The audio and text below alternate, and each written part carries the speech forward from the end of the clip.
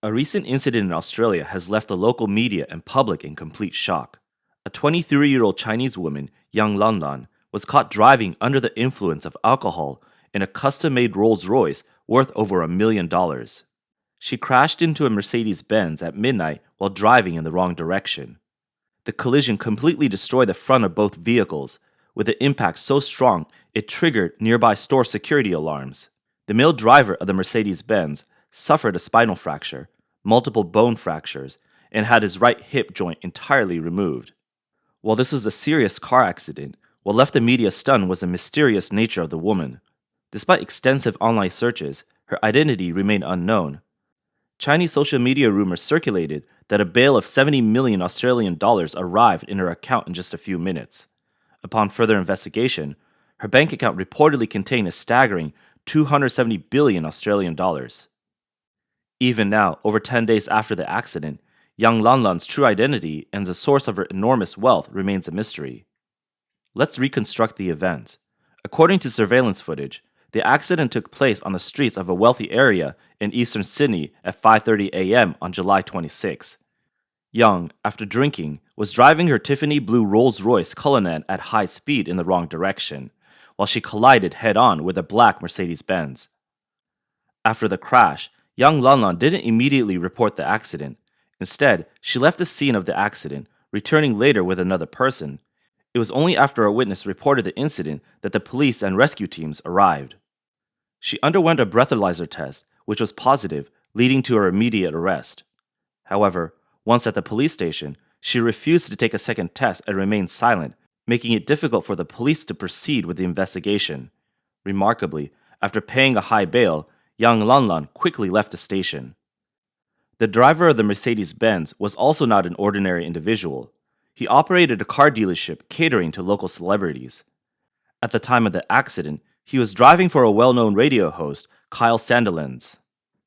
Kyle then publicly spoke out on his show, exposing the crash and criticizing the perpetrator for refusing to cooperate with the investigation. He also questioned why someone who drank and crashed could walk away without speaking a word. This led to intense media scrutiny of young Lanlan's background. What was even more baffling was that Young not only owned this million-dollar car, but also had an unregistered white Rolls Royce in her garage. Reports reveal that she lived in a luxury penthouse in Sydney's exclusive Vaucluse, with a panoramic terrace offering stunning views of the Sydney Harbour Bridge and Opera House. She wore high-end brands like Chanel and Hermes and had a private bodyguard. Neighbors described her as polite but reserved, never engaging further with anyone. It was clear that she did not want anyone to know who she really was. What was truly odd was the complete absence of any trace of young Lanlan online. She had no social media presence, no property records, no educational background, no registered company, and no friends. Local media were unable to find anyone who knew her. Some outlets even claimed they couldn't find any trace of her at all, as though she had just appeared out of nowhere. This has shocked not just the public, but even the Chinese wealthy community. They too are puzzled by how a young woman with such immense public wealth could leave no footprint behind. What haunts the local media the most is their avoidance and silence in the face of cameras and the victim. When reporters cornered her outside the police station, young Lanlan used a coffee cup and her clothes to shield her face while her bodyguard cleared the way. She made no mention of the victim's injuries. Facing the cameras, Young kept her head down, covering her face, and remained silent.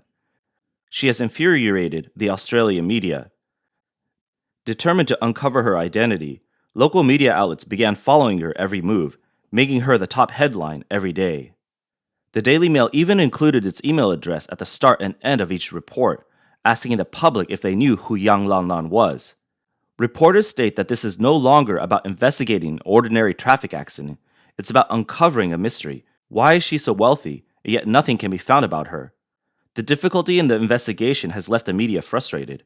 They turned their attention to the hidden wealthy class of other young Chinese living extravagant lives in Australia like Young. An undercover journalist spoke with a driver and bodyguard who served this group. The driver revealed that these young individuals typically only socialize in private residences, with shopping appointments required in advance. Spending tens of thousands of dollars is considered normal for them. According to the driver, 90% of their wealth comes from their families. While some enjoy flaunting their wealth and luxury goods online, Most, like young Lanlan, remain so low-key it's unsettling. Young's true identity has sparked heated discussions on Chinese social media. Many people have questioned which family's generation she's from and speculated that her rank is too high to expose. Soon, people noticed that social media platforms in China, including Weibo, Douyin, Xiaohongshu, and Zihu, were suppressing the information related to Yang. Some verified accounts even stopped posting during the investigation. People began questioning, how come she's not trending on hot searches in Australia? It won't be long before entertainment gossip shifts the focus. The searches that have been trending were pulled down. Now we're getting to the bottom of it. The name format ABB, which group does that remind you of? The Chinese government's suppression of public opinion stirred up the determination of its citizens. Chinese people went into overdrive, digging into Yang's background. Some people claim to have uncovered the identity of a person suspected to be Yang's bodyguard. They identified him as Shu Zhengyang, a native of Shangrao, Jiangxi, who had previously served in the Beijing Armed Police Special Duty Unit and held at least the rank of lieutenant colonel. One person commented, Yang's accidental push on the accelerator has opened my eyes. As someone who can't even afford Social Security, I've learned a lot from this. Another person called for action. Let's all pay our Social Security and help young Lanlan. On August 8th, a person named Jonathan, with an IP address based in Australia, posted saying, Young Lanlan's English name is Wendy Young. She lives in a beach villa in Double Bay. She used to be in the iron ore business and had good relations with Sino Steel. She mainly sold mines to Chinese-listed companies and state-owned enterprises. According to him, these individuals have a fixed social circle and hold regular meetings. The so-called iron ore business isn't about selling iron ore, but rather dealing in quotas. This business had been passed down through generations. Every year, there's a meeting in Western Australia to allocate the quotas, which generates profits for the year. These individuals don't directly sell, but trade through intermediaries, with a majority of the quotas, around 80%, going to Sino Steel. The remaining quotas are distributed among other people. Jonathan continued, saying that he got to know Yang through a friend. She was still studying at the University of NSW at the time and was involved in the iron ore business, using government foreign exchange quotas to import ore to Australia and sell it to domestic Chinese enterprises. However, she wanted to expand into upstream industries, aiming to enter exploration, mining, investment management, and capital operations, including acquisitions of mining companies. As she lacked expertise in this field, she sought his help, and he agreed to assist her. Jonathan concluded by stating that all these import quotas were held by Chinese state-owned enterprises. These state-owned companies rely on import quotas to make money, whether for pig feed or iron ore. Another person also posted a photo from 2018 with young Lanlan claiming, "This is the Lanlan Yan you're looking for." The Sino Steel that Jonathan refers to is a large state-owned enterprise involved in the development and processing of metallurgical mineral resources, as well as the trade and logistics of metallurgical raw materials and products. It is also one of China's largest iron ore importers. Sino Steel was previously directly regulated by the State-Owned Asset Supervision and Administrative Commission, but was acquired by Baowu Steel Group, a large Chinese steel company, in 2022. Sino Steel has significant investments in cooperative projects in Australia. Its most notable project is a Charna iron ore mine, which it co-owns with Hammersley Iron, holding a 40% stake. Additionally, Sino Steel invests in Australian mining through its subsidiary, KJTC Pty Limited, and holds a 20% stake in Roy Hill Holdings. The company's investments in Australia focus on upstream raw materials, particularly iron ore.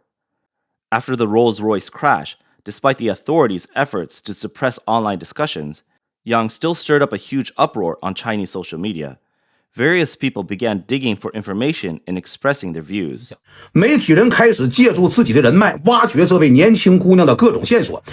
The situation has drawn much attention, especially with people digging into the young woman's background. Despite media professionals using their connections to gather clues, they found no information about her. Her daily life involves more than a dozen servants, including bodyguards, which has led people to question where her wealth comes from. During the investigation, it was discovered that there are a group of young, hidden wealthy individuals like young Lanlan in Australia. They are known to engage in exclusive shopping, where they spend between 500,000 to 1 million AUD per hour at luxury shopping centers. These young Chinese millionaires don't even try on clothes, but simply purchase whatever catches their eye. I won't analyze it further, but this is something ordinary people can figure out. It's ruthless. Even people in Australia are shocked. But how did this money leave China? Wasn't it supposed to be restricted? Meanwhile, overseas Chinese have also been stunned, with one commenting, 哪儿来那么多钱呢？ "Where does all this money come from? Even local Australians can't understand. Chinese people are just too rich. Am I holding everyone back? I worked part-time in a VIP room in Las Vegas for 2 months, and I saw these young Chinese speaking fluent Mandarin, spending tens of thousands, even hundreds of thousands of dollars in 1 or 2 minutes, not caring about money. My goodness, we work ourselves to the bone, and I only make a fraction of that per month. How am I always the one falling behind?" Some people also express frustration at the Chinese government's silence on such a sensational incident. 那我有3点疑问呢。第一个，普通人撞车了， First, when ordinary people get into a car accident, they usually handle it themselves. But this car owner is hiding her face and letting her lawyer handle everything. Does she fear bigger trouble if she shows her face? Or is she afraid of being linked to powerful people or groups behind her? Second, any family wealthy enough to buy 2 Rolls Royces for a young person must have assets over 100 million. Why is that there's no record of her? Could there be some mysterious force preventing the authorities from investigating? Third, is she really Chinese? Why are foreign media outlets making such a big deal of her? Why isn't the Chinese government coming out to clarify? Is she or isn't she Chinese? One person mimicked the style of how official Chinese media would announce the investigation. 大家呢一致的对她的身世比较关注。 Everyone has been curious about her background, so today I'm going to explain the investigation results. Young Lanlan, a woman born in a poverty-stricken area of Gansu, grew up in a rural environment. Her father was an electrician and her mother stayed at home to farm. Her grandparents and maternal grandparents were also farmers. Young Lanlan was always a good student and was recognized as an excellent student every year. With hard work, she earned money while studying and went to Australia to further her education. A couple days ago, because of the hard work she put in while studying abroad, she was so tired that she hit someone on her way home. But the car wasn't actually the Rolls Royce everyone thinks it is. No, it was a car she rented online. She bought a small golden ornament online that resembled the Rolls Royce emblem and attached it. So it was mistakenly reported as a Rolls Royce when, in fact, it was a cherry car. Everyone needs to understand this clearly. Young Lanlan has apologized again, stating that she wasted public resources and caused confusion, urging everyone not to spread rumors. If anyone continues spreading rumors, I'll take you away next time. The person jokingly added, "I wonder if after this report is published, the authorities can give me a deputy director position, and if the report is bad, I can always rewrite it." Other people responded, criticizing such sarcastic investigation reports as not funny. They pointed out that this is the humiliation that Chinese people face daily, an ongoing insult to the intelligence of the public, perpetuated by the Chinese government for over a decade. This, they argued, is one of the reasons behind so many violent incidents in China. Some people have shared screenshots from Australian local media, providing a rough outline of young Lanlan's appearance. A well-known media personality commented that she seemed to resemble the facial features of the Chen Yun family, a prominent figure in the Chinese Communist Party. Other people familiar with the inner workings of the CCP have analyzed her name. Names with repeated characters, like hers, are typical of elite families in China. While it's not always the case, those with such names often come from families where the next generation will not engage in politics. They gave examples such as, the granddaughter of Wan Li, first vice premier of the CCP, is Wan Baobao. The grandson of Bo Yibo, former CCP high-ranking official, is Bo Guagua. The 2 daughters of Xi Zhongxun, former vice premier, is Xi An'an and Xi Chaochao. The granddaughter of Yi Jianying, former chairman of the Standing Committee of the National People's Congress, is Yi Qingqing. One person claimed that young Lanlan was actually a cover identity for a powerful CCP family, and her true identity has been classified as a state secret by both China and Australia, with protection provided by agents from both countries. This person also mentioned that Xi Jinping's brother, Xi Yuanping, has long been involved in import trade, frequently traveling between Australia and China. Some people have circulated rumors that young Lanlan has over 200 billion Australian dollars in her Australian bank account, mostly in cash. Many people have refuted this claim, insisting it's impossible to have such an amount. Regardless of whether young Lanlan's family possesses that much wealth, the corruption figures of the CCP's elite certainly exceed the public's imagination. For example, there have been reports that the assets of Jiang Zemin's family, the most corrupt among CCP families, are worth 500 billion US dollars. However, recent revelations suggest that the true scale of the corruption is equivalent to 7 trillion US dollars. Other influential families, such as those of Deng Xiaoping, Li Peng, Zheng Qinghong, Liu Yunshan, possess at least trillions in wealth. So if young Lanlan is a member of one of these families, the amount of wealth exposed so far is insignificant. After decades of China's development and with billions of people, these families' wealth far exceeds that of legitimate businessmen from around the world. However, it is highly ironic that these families cannot store their wealth securely, and it is impossible for it to be passed down for generations. The truly secure place for wealth would be their homelands, yet these greedy individuals dare not store their wealth in China or their hometowns. Their money, tainted by illegitimacy, can be seized by local governments at any time, contributing to national treasuries. Young's luxury car crash has brought down a corner of the CCP's elite circle in Australia. While the truth may not be revealed to the Australian public immediately, at least people were not told ridiculous lies.